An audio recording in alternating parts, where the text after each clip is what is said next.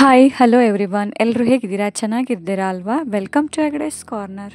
ನಾನಿವತ್ತು ನಿಮ್ಮ ಜೊತೆ ಒಂದು ಮನೆ ಮದ್ದನ್ನು ಶೇರ್ ಮಾಡ್ಕೊಳ್ಬೇಕು ಅಂತ ಅನ್ಕೋತಾ ಇದ್ದೀನಿ. ಒಮ್ಮೊಮ್ಮೆ ಡೈಜೆಷನ್ ಸರಿ ಆಗದೇನೆ ಅಜೀರ್ಣ ಆಗಿಬಿಟ್ಟು ಹೊಟ್ಟೆ ನೋವು ಬರುತ್ತಲ್ವ, ಆ ಥರ ಬಂದಾಗ ಈ ಮನೆ ಮದ್ದನ್ನು ನೀವು ಟ್ರೈ ಮಾಡಿ ನೋಡಿ. ಆ ಹೊಟ್ಟೆ ನೋವು ಅನ್ನೋದು ತಟ್ಟಂತ ಕಡಿಮೆ ಆಗಿಬಿಡತ್ತೆ. ಅಯ್ಯೋ, ನಾವೇ ಹೊಟ್ಟೆ ನೋವು ಅಂತ ಒದ್ದಾಡ್ತಾ ಇರ್ತೀವಿ, ಈ ಮನೆ ಮದ್ದನ್ನು ಹೇಗೆ ಮಾಡೋದು ಅಂತ ಥಿಂಕ್ ಮಾಡ್ತಾ ಇದ್ದೀರಾ? ಇದಂತೂ ತುಂಬಾ ಸುಲಭವಾಗಿರೋ ಮನೆ ಮದ್ದು, 2 ನಿಮಿಷದಲ್ಲಿ ರೆಡಿ ಮಾಡಿಬಿಡ್ಬೋದು. ನೀವು ಹೊಟ್ಟೆ ನೋವು ಬರ್ತಾ ಇದ್ರೂ ಕೂಡ ಇದನ್ನು ಪಟ್ ಅಂತ ರೆಡಿ ಮಾಡಿ ಕುಡಿಬೋದು. ಇದರಿಂದ ಹೊಟ್ಟೆ ನೋವು ತಕ್ಷಣ ಪರಿಹಾರ ಆಗುತ್ತೆ. ಈ ಮನೆ ಮದ್ದನ್ನು ಹೇಗೆ ಮಾಡೋದು ಅಂತ ತಿಳ್ಕೊಬೇಕು ಅಂದರೆ ವಿಡಿಯೋನ ಮಿಸ್ ಮಾಡದೆ ಕೊನೆ ತನಕ ನೋಡಿ. ಹಾಗೆಯೇ ಯಾರಾದರೂ ಫಸ್ಟ್ ಟೈಮ್ ನಮ್ಮ ಚಾನಲ್ನ ನೋಡ್ತಾ ಇದ್ದರೆ ಸಬ್ಸ್ಕ್ರೈಬ್ ಮಾಡೋದನ್ನು ಕೂಡ ಮರಿಬೇಡಿ. ಒಮ್ಮೊಮ್ಮೆ ನಾವು ಹೊರಗಡೆ ಏನಾದರೂ ಜಂಕ್ ಫುಡ್ ಅದು ಇದು ತಿಂದ್ಕೊಂಡು ಬಂದಾಗ ನಮ್ಗೆ ಹೊಟ್ಟೆಯಲ್ಲಿ ಡೈಜೆಷನ್ ಕರೆಕ್ಟಾಗಿ ಆಗ್ದೇ ಹೊಟ್ಟೆ ನೋವು ಬರುತ್ತೆ. ಇಲ್ಲ ಕೆಲವೊಮ್ಮೆ ಹೊಟ್ಟೆ ಸರಿ ಇರೋದಿಲ್ಲ ನಮಗೆ, ಆವಾಗ ಸಡನ್ನಾಗಿ ಹೊಟ್ಟೆ ನೋವು ಸ್ಟಾರ್ಟ್ ಆಗುತ್ತೆ. ಆ ಥರ ಟೈಮಲ್ಲಿ ಏನು ಮಾಡಬೇಕು ಅಂತಲೇ ಗೊತ್ತಾಗಲ್ಲ.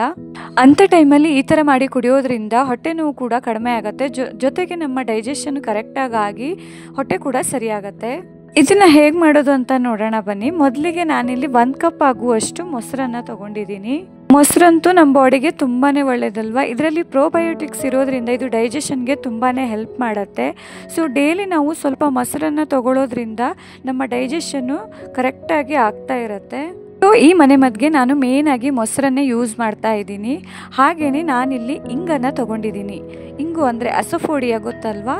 ಸೊ ಇದು ಬಂದುಬಿಟ್ಟು ಅಂಟು ಇಂಗು ಅಂತ, ಇದು ತುಂಬಾ ಸ್ಟ್ರಾಂಗ್ ಆಗಿರುತ್ತೆ. ನೀವು ಈ ಥರ ಇಂಗಿಲ್ಲ ಅಂದರೆ ಪೌಡರ್ ಇಂಗು ಇರುತ್ತಲ್ವ, ಮನೆಯಲ್ಲಿ ಎಲ್ಲರ ಮನೆಯಲ್ಲೂ ಇದ್ದೇ ಇರುತ್ತೆ ಇಂಗು, ಅದನ್ನು ಕೂಡ ಯೂಸ್ ಮಾಡ್ಬೋದು. ನೋಡಿ, ಜಾಸ್ತಿ ಏನು ಇಂಗು ಬೇಕಾಗಲ್ಲ, ಒಂದು ಚಿಟಿಕೆ ಆಗುವಷ್ಟು ಇಂಗಿದ್ರೆ ಸಾಕಾಗತ್ತೆ. ನೋಡಿ, ಇಷ್ಟು ಇಂಗನ್ನು ನಾನಿಲ್ಲಿ ತೊಗೊಂಡಿದ್ದೀನಿ. ಇವಾಗ ಈ ಮೊಸರನ್ನು ಕಟ್ಬಿಟ್ಟು ಮಜ್ಜಿಗೆ ಮಾಡ್ತಾ ಇದ್ದೀನಿ. ನಿಮ್ಮ ಹತ್ರ ಮಜ್ಜಿಗೆನೇ ಇದೆ ಅಂದರೆ ನೀವು ಮಜ್ಜಿಗೆನೇ ಕೂಡ ಯೂಸ್ ಮಾಡ್ಬೋದು. ಮಜ್ಜಿಗೆ ಅಂದ್ರೇ ತುಂಬ ಬೆಸ್ಟ್ ಇದಕ್ಕೆ. ಸೊ ನಾನಿವಾಗ ಇದನ್ನು ಒಂದು ಮಿಕ್ಸಿ ಜಾರ್ಗೆ ಹಾಕಿಬಿಟ್ಟು ಒಂದ್ಸಲ ಗ್ರೈಂಡ್ ಮಾಡಿ ಮಜ್ಜಿಗೆ ಮಾಡ್ಕೋತಾ ಇದ್ದೀನಿ. ನೀವು ಇಲ್ಲ ಕಡ್ಗೋಲನ್ನು ಯೂಸ್ ಮಾಡಿ ಮಜ್ಜಿಗೆ ಮಾಡ್ಕೋತೀರಾ ಅಂದ್ರೂ ಪರವಾಗಿಲ್ಲ. ಇಲ್ಲ ನಿಮ್ಮ ಹತ್ರ ಆಲ್ರೆಡಿ ಮಜ್ಜಿಗೆ ಇದೆ ಅಂದರೆ ಅದನ್ನೇ ಕೂಡ ಯೂಸ್ ಮಾಡ್ಬೋದು. ನೋಡಿ, ಮಿಕ್ಸಿಲಿ ಈ ಥರ 1 ರೌಂಡ್ ಗ್ರೈಂಡ್ ಮಾಡಿದ್ರೆ ಅದು ಮಜ್ಜಿಗೆ ಆಗುತ್ತೆ. ಸೊ ಇವಾಗ ಇದನ್ನು ನಾನು ಒಂದು ಗ್ಲಾಸ್ಗೆ ಟ್ರಾನ್ಸ್ಫರ್ ಮಾಡ್ಕೋತಾ ಇದ್ದೀನಿ. ಇದು ಮೊಸರಲ್ವಾ, ಅದಕ್ಕೆ ಸ್ವಲ್ಪ ಗಟ್ಟಿ ಇರುತ್ತೆ. ಸೊ ಅದಕ್ಕೆ ಇವಾಗ ನೀರು ಹಾಕಿ ತೆಳ್ಳಗೆ ಮಾಡ್ಕೋತಾ ಇದ್ದೀನಿ. ನೋಡಿ, ಫುಲ್ಲಾಗಿ 1 ಗ್ಲಾಸ್ ಮಾಡ್ಕೋಬೇಕು. ನೀವು ದೊಡ್ಡ ಗ್ಲಾಸಲ್ಲಿ ತೊಗೋತೀರಾ ಅಂದ್ರೂ ಫುಲ್ಲು ತೆಳ್ಳಗೆ ಮಾಡಿಕೊಂಡು ಕೂಡ ಕುಡಿಬೋದು. ಇವಾಗ ಈ ಮಜ್ಜಿಗೆಗೆ ನಾವು ಇವಾಗ ಆಲ್ರೆಡಿ ತೆಗೆದಿಟ್ಕೊಂಡಿರೋ ಈ ಇಂಗನ್ನು ಹಾಕ್ತಾ ಇದ್ದೀನಿ.